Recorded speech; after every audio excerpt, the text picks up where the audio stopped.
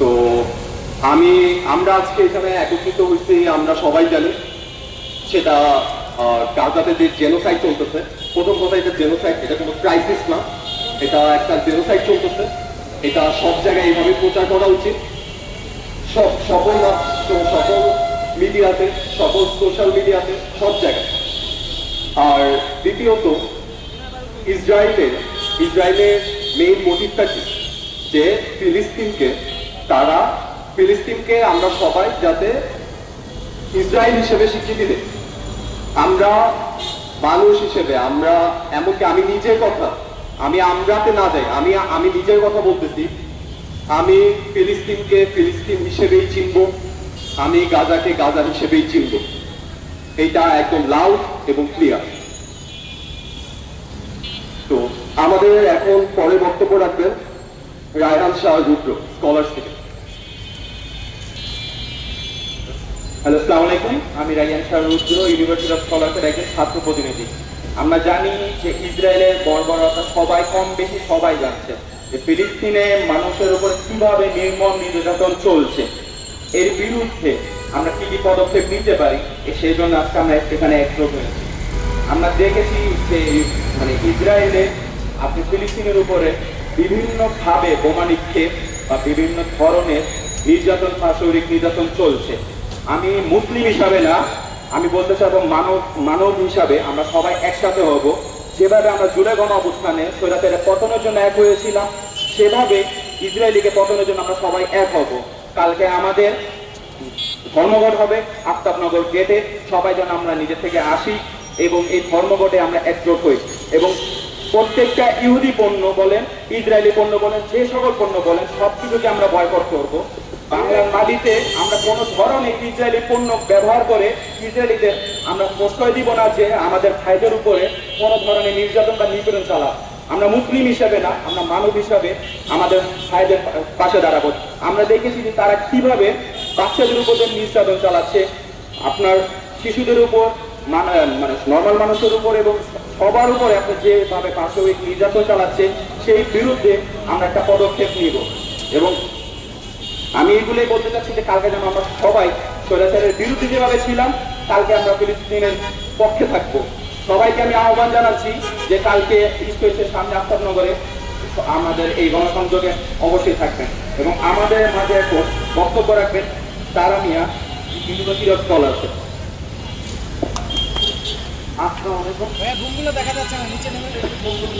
আমি নাইম ইসলাম। আজ আমরা যে বিষয়ে কথা বলতে চাই সে বিষয়গুলো হচ্ছে ফিলিস্তিনে যে গণহত্যা হচ্ছে। মাইক্রোফোনটা ওনার কাছে দিয়ে দেন ভাই, শুরু থেকে আপনি হাত দিয়ে ধরেন, মাইক্রোফোনটা ধরেন। আসসালামু আলাইকুম, আমি নাইম ইসলাম। আজকে আমরা সবাই সম্মিলিতভাবে জানাইছি ফিলিস্তিনে যে গণহত্যা হচ্ছে, ইসরায়েলের মতো একটা বড় জাতি ফিলিস্তিনের শিশুগুলোকে যে নির্মম ভাবে হত্যা করতেছে,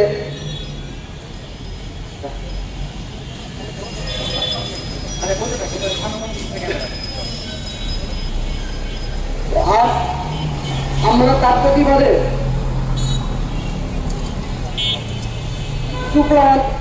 সবাই দায় দাঁড়াইছি যেন আমরা আগামীতে আমেরিকার মতন পরাশক্তি প্লাস মুসলিম উম্মাকে জাগ্রত করার জন্য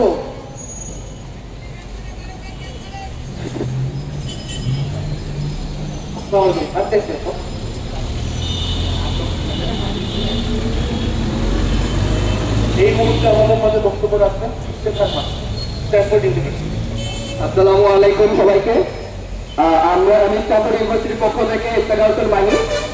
আজকে আমরা সবাই যে কারণে একত্রিত হয়েছি, ফিলিস্তিনে ইসরায়েলের বর্বরতার বিপক্ষে আমরা ফিলিস্তিনের পক্ষ হয়ে ধর্মঘটের ডাক দেওয়ার জন্য সকল স্টুডেন্টরা, বাংলাদেশের সকল পাবলিক এবং প্রাইভেট স্টুডেন্টরা একত্রিত হয়েছি।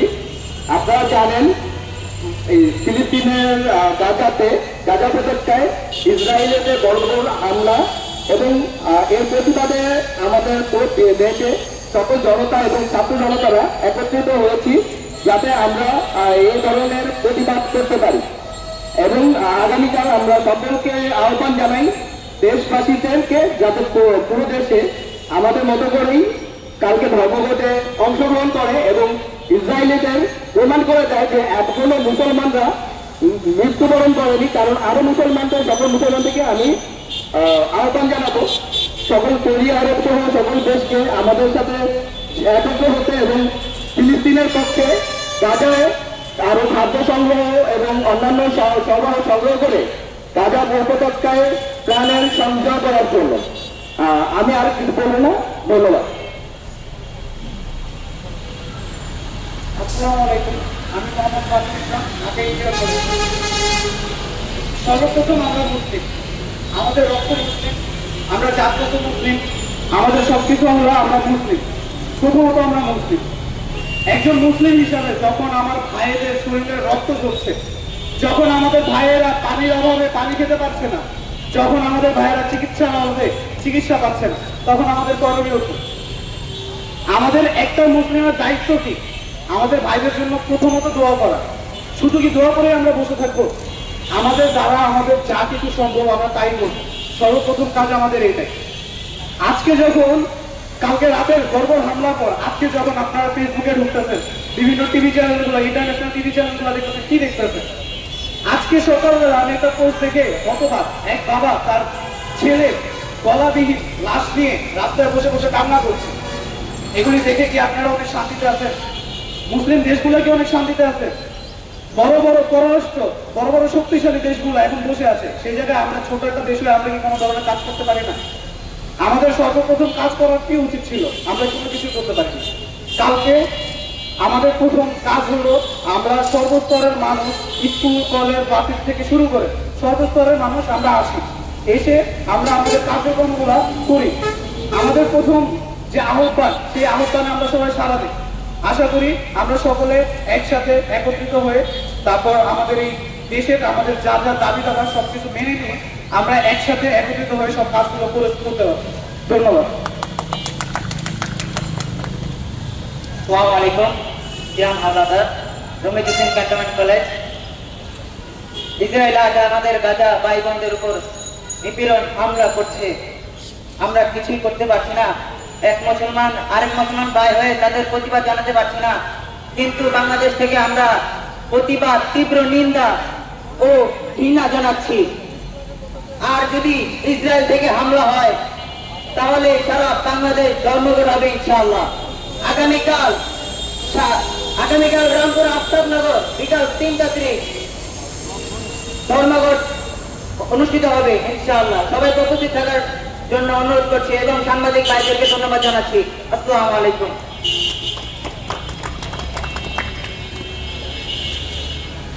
আসসালামু আলাইকুম, আমি জে.এম. সাকির হাসান, ঢাকা ইন্টারন্যাশনাল ইউনিভার্সিটির একজন শিক্ষার্থী। আমার গ্রাজুয়েশন কিছুদিন আগে শেষ হয়ে গেছে এবং আরএস ওয়েলফেয়ার সোসাইটির একজন প্রতিষ্ঠাতা। আসলে প্রতিবারই একই কাহিনী হয়। আমাদের এরকম প্রেস ব্রিফিং, বিভিন্ন জায়গায় মানুষ বক্তব্য দেয়, আবার 2-3 মাস যুদ্ধবিরতির পরে আবারও সেই একই যুদ্ধ, শিশুরা নিহত এবং ইসরায়েল গাজার উপরে অতিরিক্ত মাত্রায় অত্যাচার, নিপীড়ন। এবং আপনারা দেখেছেন যে কিভাবে শিশুদেরকে হত্যা করা হয়, কিভাবে ওপেনলি এখন সাংবাদিকদেরকে হত্যা করা হচ্ছে। খুবই দুঃখের সাথে বলতে হয় যে আমাদের ন্যাশনাল মিডিয়া হোক আর ইন্টারন্যাশনাল মিডিয়া হোক, অনেক সময় অমিট থাকে। এই যে প্রচার প্রসারটা কখনোই ব্যাপক আকারে হয় না, যখনই সেটা আমেরিকা এবং ইসরায়েলের এগেনস্টে হয়। এটা খুবই দুঃখজনক বিষয়। কালকের আমাদের যে ধর্মঘট, সেই ধর্মঘটটা আসলে কোনো যুদ্ধবিরতির ধর্মঘট না। আমরা চাচ্ছি না আর একটা বুলেটও চলুক, আমরা চাচ্ছি না আর একটা বোমও চলুক। এই বুলেট বোমার দিন শেষ করে আমাদের 57টা দেশ একত্রিত করতে আমরা কালকে ধর্মঘট দেখেছি।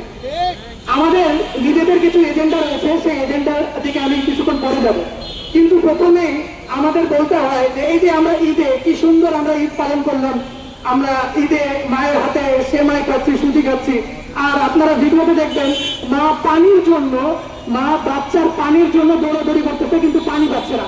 তারা সামান্য ডোনেশনের জন্য সারা মুসলিম উম্মাহ, সারা বিশ্বের কাছে হাত দিচ্ছে। আরো মানে আশ্চর্যের সাথে বলতে হয়, স্পেন বলেন, জার্মানি বলেন, পৃথিবীর সকল দেশ কিভাবে মিমিক্রি করতেছে আমেরিকা বা ইসরায়েলকে, আর আমরা সেখানে শুয়ে বসে ঈদ কাটাচ্ছি। তারা ডোনাল্ড ট্রাম্পের পুতুল বানাচ্ছে, আর আমরা মায়ের হাতের পায়ে সেমাই খাচ্ছি, আর পরের দিন আমাদের মুসলিম ভাই বা মা মারা যাচ্ছে। আমাদের কোনো আমরা নির্বিকার। আজকে আমাদের এজেন্ডা, এবং আমরা আমাদের এজেন্ডা থেকে খুব সুন্দরভাবে পরিষ্কার করে লিখেছি যে আমরা 57টা দেশ, ওআইসির 57টা দেশ সামরিক শক্তিতে রূপান্তরিত করে তাদেরকে একটা এগেইনস্ট স্টেটমেন্ট দেওয়াতে হবে। সেই অনুযায়ী আমি ইংলিশ এবং বাংলায় দুই আকারে এই স্টেটমেন্টগুলো লিখছি এবং এজেন্ডাগুলো আপনাদেরকে বলছি।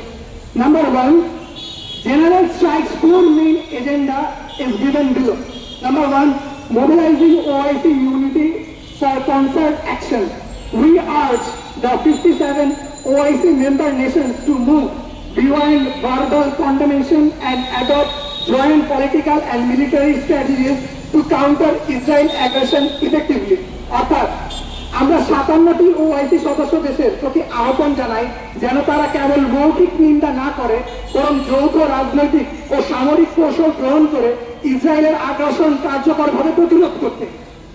Number 2, reassessing ties with war-backing nations, diplomatic and trade relationship with countries conflict in the Gaza genocide, particularly the US and its European allies, must be crucially re-evaluated and potentially served. যুদ্ধ সমর্থনকারী দেশের সাথে সম্পর্কের পুনর্নির্মাণ, গাজা গণহত্যায় অংশগ্রহণকারী দেশগুলোর সাথে কূটনৈতিক এবং বাণিজ্যিক সম্পর্ক পুনর্মূল্যায়ন এবং প্রয়োজনে বিচ্ছিন্ন করা হবে, বিশেষ করে যুক্তরাষ্ট্র এবং তার ইউরোপীয় মিত্রদের সাথে। Number 3, youth-led global resistance. We call upon the youth of the Muslim world to create an unfeigned international movement that advocates for Palestinian rights through protests, advocacy and solidarity campaigns. মুসলিম বিশ্বের যুবকদের প্রতি আহ্বান জানানো হবে যেন তারা একটি আন্তর্জাতিক আন্দোলন গড়ে তোলে যা ফিলিস্তিনের অধিকার সমর্থন করতে প্রতিবাদ, প্রচার এবং সংহতি প্রচারণা চালাবে। And the number 4, the final number, legal accountability for war crimes. It's a war crime. আমি আবারও বলতেছি, এটা war crime, এটা কোনো ক্রাইসিস না, এটা জেনোসাইড।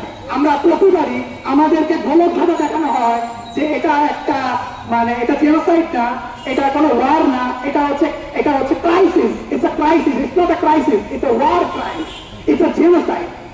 আমরা বলতে চাই, we denounce that Bangladesh and other OIC states push for Israel's prosecution in international court, ensuring that those responsible for war crimes in Gaza are held to account.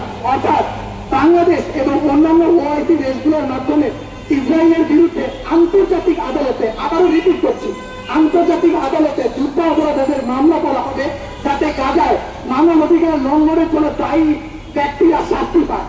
অর্থাৎ Israel পুরো ব্যাপারটাকে আন্তর্জাতিক অপরাধ ট্রাইব্যুনালে দায়ী করা হবে।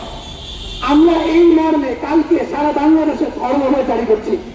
আমাদের সাথে ইনশাল্লাহ পুরো বাংলাদেশ একত্রিত প্রকাশ করবে। আর কোনো জেনোসাইড চাই না আমরা।